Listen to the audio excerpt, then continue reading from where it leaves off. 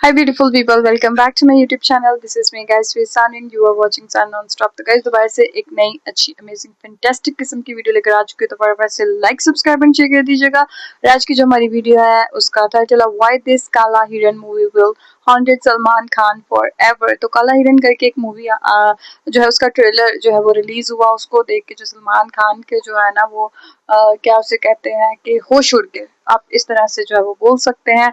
और लॉरेंस बिश्नोई जो है वो उस काला हिरन का जब से इंसिडेंट हुआ सलमान खान ने किया तब से वो उसके पीछे पड़ा हुआ। तो खैर वीडियो के अंदर चल के देखते हैं क्या सारी इंफॉर्मेशन। तो let's start the video guys.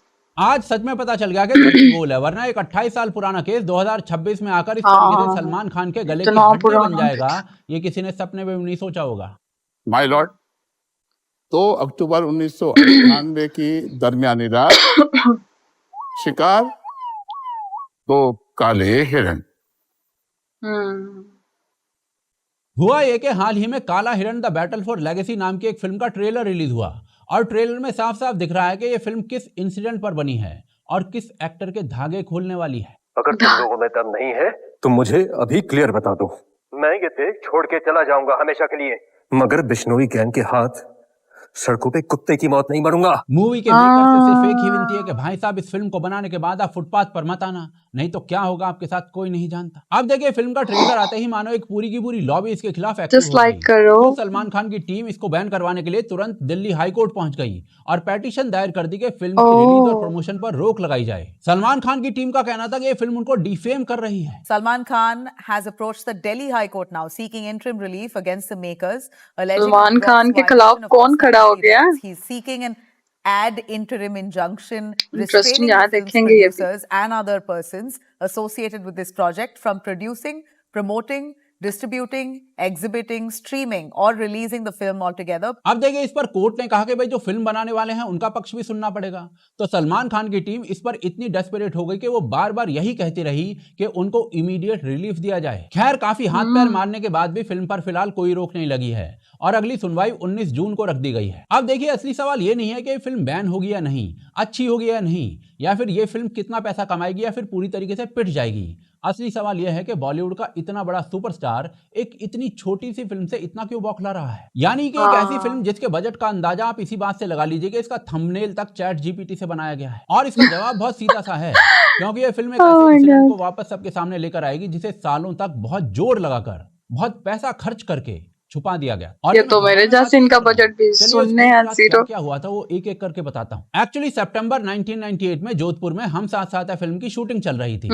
अब ड्राइवर हरीश दुलानी की कोर्ट में दी गई गवाही के मुताबिक 26 सितंबर की रात को सलमान ने गाड़ी निकाली और बावड़ इलाके में चिंकारा हिरणों के एक झुंड के पास पहुंच गए। अब ये इलाका जो था वो बिश्नोई कम्युनिटी का था और यहाँ के ये हिरण इंसानों से डरते नहीं है, क्योंकि वो समाज इनको पालता है और दूध तक पिलाता है और इसीलिए लगभग पालतू और भरोसा करने वाले जानवर थे जो गाड़ी की रोशनी से भागते नहीं हैं और एकदम आसान शिकार बन जाते हैं। अब रिपोर्ट्स के मुताबिक सलमान ने 2 गोलियां चलाई और दोनों चूक गई। तब साथ बैठे सतीश शाह ने उनको उकसाया कि भाई जरा निशाना संभाल कर लगाओ और तीसरी गोली सीधा चिंकारा को जाकर लग गई। और जब वो घायल हिरण भागने लग गया तो सलमान खान गाड़ी से कूदकर पैदल उसके पीछे दौड़े और दोबारा उसको गोली मारी और जब वो तड़पता हुआ गिर पड़ा तो चाकू निकालकर उसका गला काट दिया और सारा खून बहा दिया। रिपोर्ट्स के अनुसार उसी रात 2 और चिंकारा दिखे।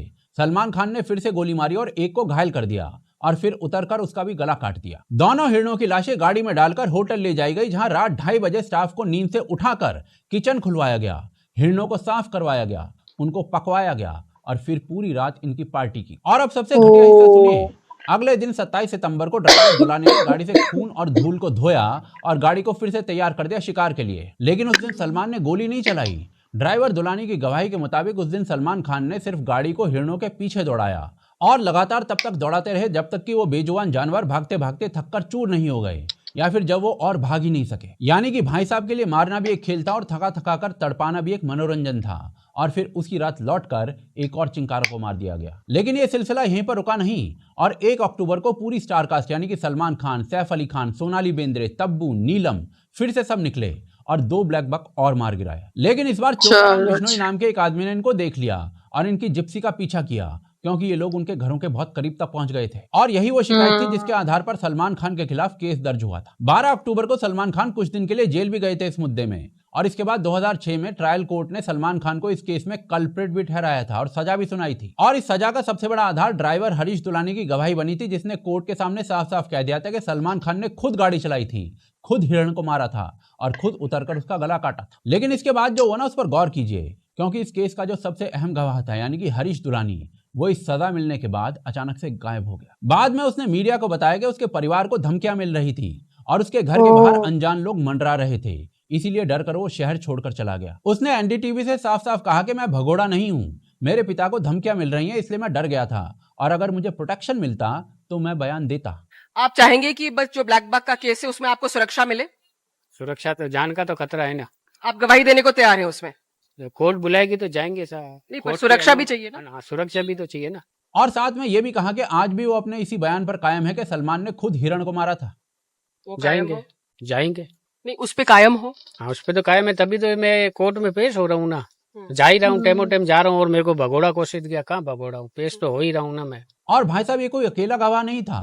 एक स्पॉट बॉय दिनेश गवरे, जो कि एक मेन गवाह था और जिसे एज पर रिपोर्ट्स शिकार में यूज हुई बंदूक के साथ मुंबई भेजा गया था, वो भी गायब हो गया और आज तक नहीं मिला। अब भाई साहब, जब गवाही नहीं होंगे तो कोर्ट में सजा कैसे होगी? तो 2016 में राजस्थान हाई कोर्ट ने 2 चिंकारा वाले मामलों में सलमान खान को बरी कर दिया और इसकी वजह यही थी कि कोई भी गवाह क्रॉस एग्जामिनेशन के लिए मौजूद ही नहीं था। पर देखिए, इस इंसिडेंट ने सलमान खान की इमेज को पूरी तरीके से खराब कर दिया था और ऐसे में उसे बचाने के लिए भाई ने पीआर का सहारा लिया। जब इस केस की मीडिया स्क्रूटनी अपने पीक पर थी, ठीक उसी टाइम 2007 में बीइंग ह्यूमन फाउंडेशन बनाई गई और इस फाउंडेशन से धीरे धीरे सलमान खान की बैड बॉय वाली इमेज को बदलकर भाईजान वाली इमेज बना दी गई। और ये सिर्फ मेरा कहना नहीं है, क्योंकि 2017 में एक इंटरव्यू में जब सलमान खान से सीधे सीधे पूछा गया था कि ये बीइंग ह्यूमन क्या उनका लीगल मुसीबतों को ढकने का एक पीआर स्टंट है, तो जवाब देने के बजाय वो इंटरव्यू को बीच में छोड़कर भाग गए। एक सीधे सीधे सवाल से इतनी बौखलाहट अपने आप में बहुत कुछ कहती है। और अब उसी स्टोरी पर ये नई फिल्म आ रही है जिसके खिलाफ सलमान खान की टीम कोर्ट चली गई है। वैसे अगर राजकुमार हिरानी काला हिरन फिल्म को बनाते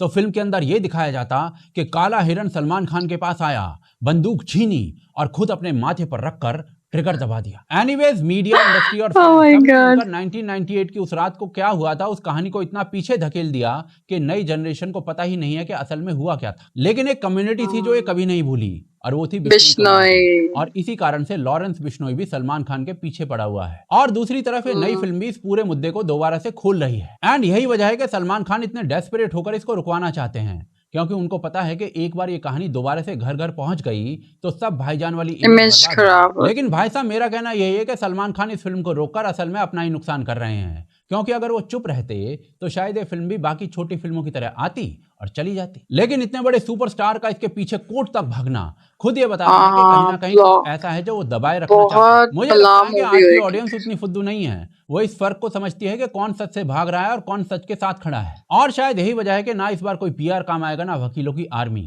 क्योंकि एक बार लोगों के मन में सवाल बैठ गया तो उसे कोई बैन नहीं हटा सकता। एंड शायद इसीलिए आज सलमान खान इस काला हिरण से डर कर भाग रहे हैं। ओके गाइस, ये थी सारी वीडियो और मैं एक चीज ये बोलना चाहूंगी कि वाकई यार, अगर सलमान खान इसके अंदर ना आते, कोर्ट तक ना जाते, तो शायद मूवी उस हिसाब से ज्यादा ना हाइप लेती। लेकिन अभी मूवी ज्यादा हाइप लेगी, लोग इसको ज्यादा देखेंगे और अगर ये आ जाती है, ठीक है, अगर रिलीज वो होने देते हैं तो फिर मूवी की बहुत हाइप क्रिएट हो जाएगी और लोग बहुत ज्यादा इसको देखेंगे। अगर जो है रिलीज होगी तो हम भी चला देंगे अपने चैनल पे, हम भी इसके ऊपर रिएक्ट करेंगे।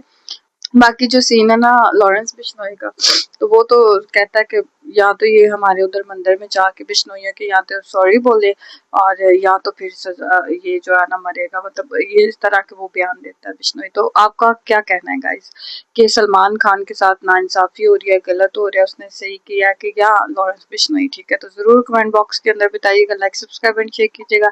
चलिए गाइस, मिलते हैं आपको नेक्स्ट वीडियो के अंदर। बाय।